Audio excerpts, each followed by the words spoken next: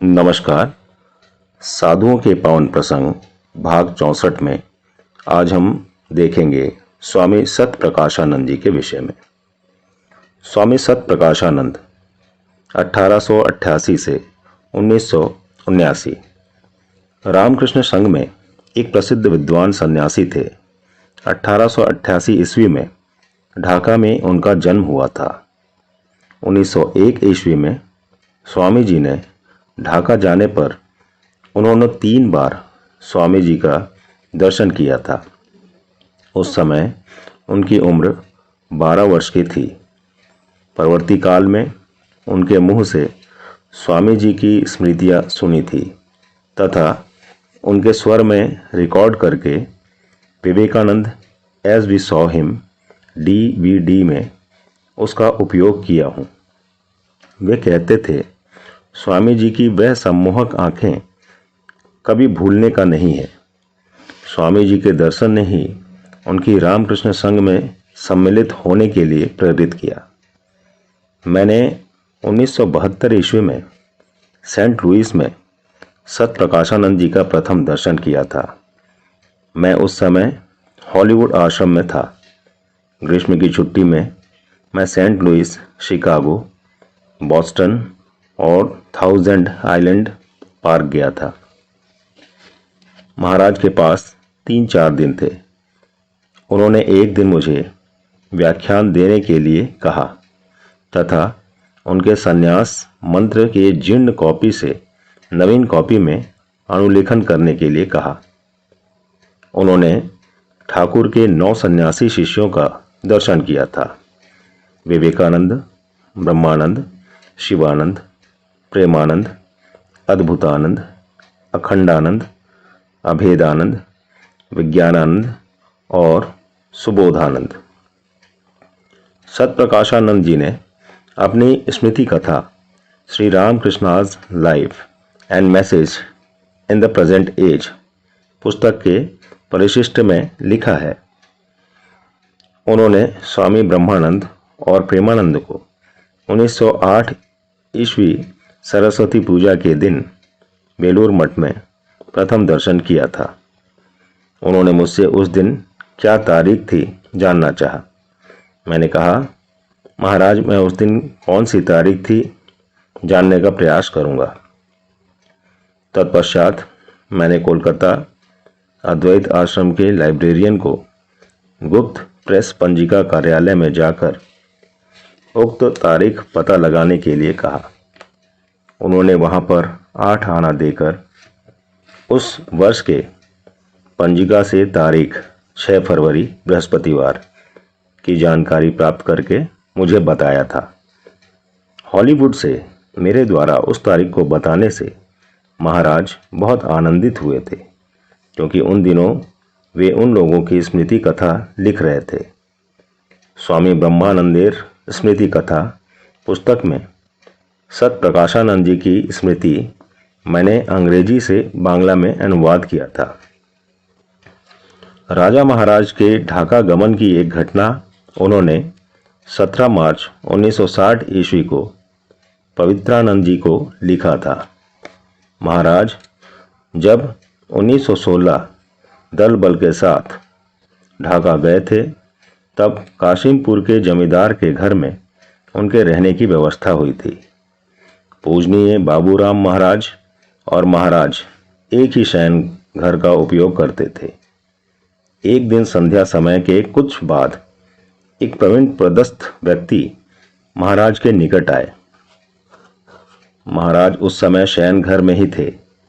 मैं भी उस समय वहीं था और कौन कौन था स्मरण नहीं है। बातों बातों में उस सज्जन ने कहा, हम लोग संसारी लोग बहुत प्रकार से संसार में आबद्ध हैं। कितने प्रकार के बाधा विघ्न हैं उसका पता नहीं। हमारे लिए ईश्वर की ओर अग्रसर होना किस प्रकार संभव है। तब महाराज ने दृढ़ स्वर से कहा, देखिए, उनको पुकारने से, उनकी कृपा से पर्वत के समान विघ्न राख के जैसा हो जाता है। पर्वत के समान विघ्न राख के जैसा। इस बात को महाराज ने बहुत दृढ़ता से कहा। सतप्रकाशानंद अपने माँ पिताजी की एकमात्र संतान थे। पिताजी कम उम्र में ही मर गए थे। वे वृद्ध माँ की सेवा करते थे। वे छात्रावस्था से ही मठ मिशन से जुड़े हुए थे तथा ढाका मठ के आरंभ से ही उसके कर्मी थे।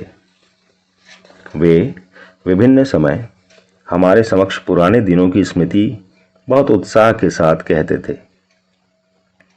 1908 ईस्वी में जनवरी महीने के अंतिम समय में मैं अपने एक आत्मीय के साथ ढाका से कोलकाता गया। उन दिनों मैं ढाका के एक विश्वविद्यालय के प्रथम वर्ष के इंटरमीडिएट का छात्र था। तीर्थ यात्रा के उपलक्ष्य में 10 दिनों का एक कंसेशन टिकट मिला था। जितना याद आ रहा है, सोमवार 3 फरवरी को सूर्य ग्रहण हुआ तथा उस दिन सभी पुण्यार्थियों ने गंगा स्नान किया था। मैंने भी स्नान किया था।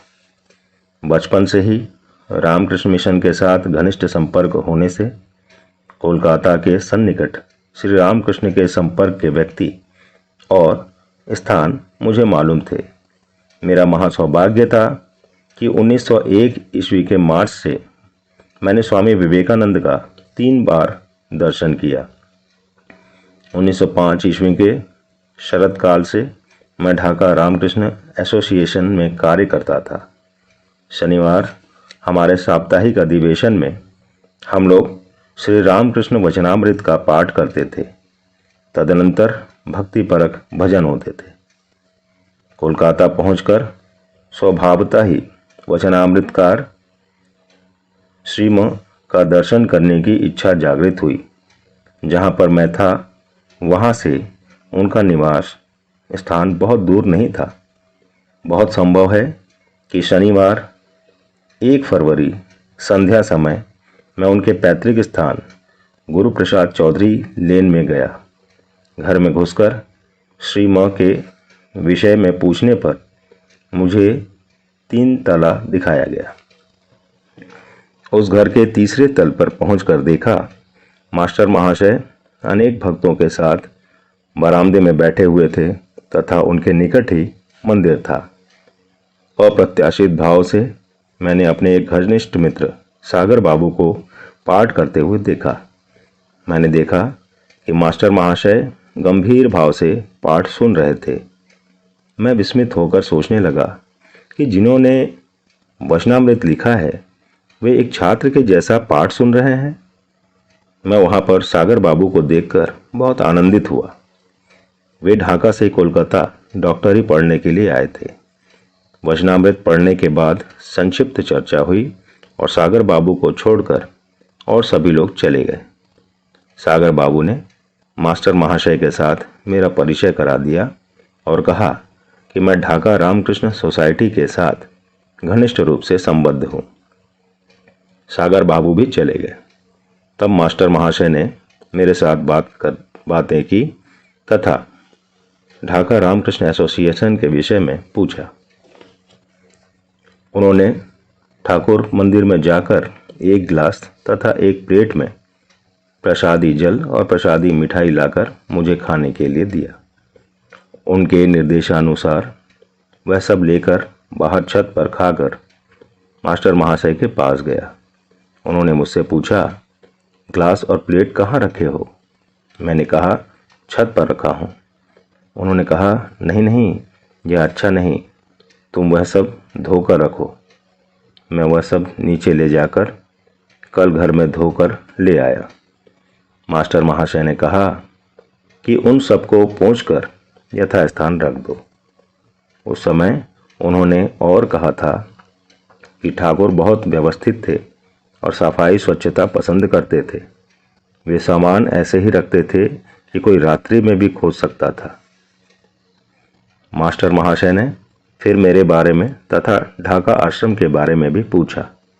मैंने कहा, ढाका शहर के आसपास हम लोग एक आश्रम बनाने का प्रयास कर रहे हैं।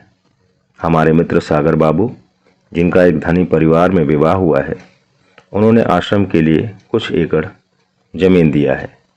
हम लोगों ने एक कुटिया तैयार करके वहाँ पर एक आश्रम आरंभ किया है तथा हमारा एक युवक सहयोगी वहाँ पर निवास कर रहा है।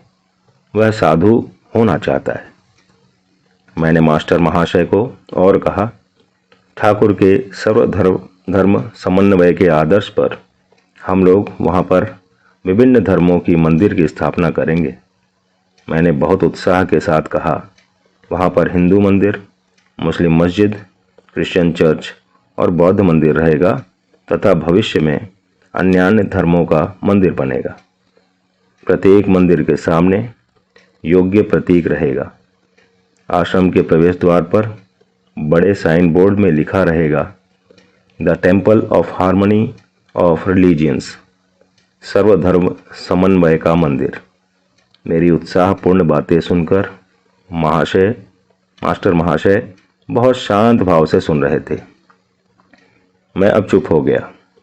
तब मास्टर महाशय ने कहा, तुम लोग फिर साइन बोर्ड और विज्ञापन चाहते हो? स्वयं का विज्ञापन, यह ठाकुर का भाव नहीं था। ठाकुर के मत से जन कल्याण कर्म करने से पहले उंगली से स्वयं का हृदय स्पर्श करके इस हृदय में कुछ संचय करना उचित है। पहले तुम लोग ईश्वर के प्रति भक्ति लाभ करो, बाद में तुम लोग कुछ भी नहीं कर पाओगे। तुम लोग केवल अपनी शक्ति नष्ट कर रहे हो। ठाकुर बार बार कहते थे कि ईश्वर हेतु प्रार्थना करना होगा, निर्जन में गुप्त भाव से। जय श्री राम कृष्ण।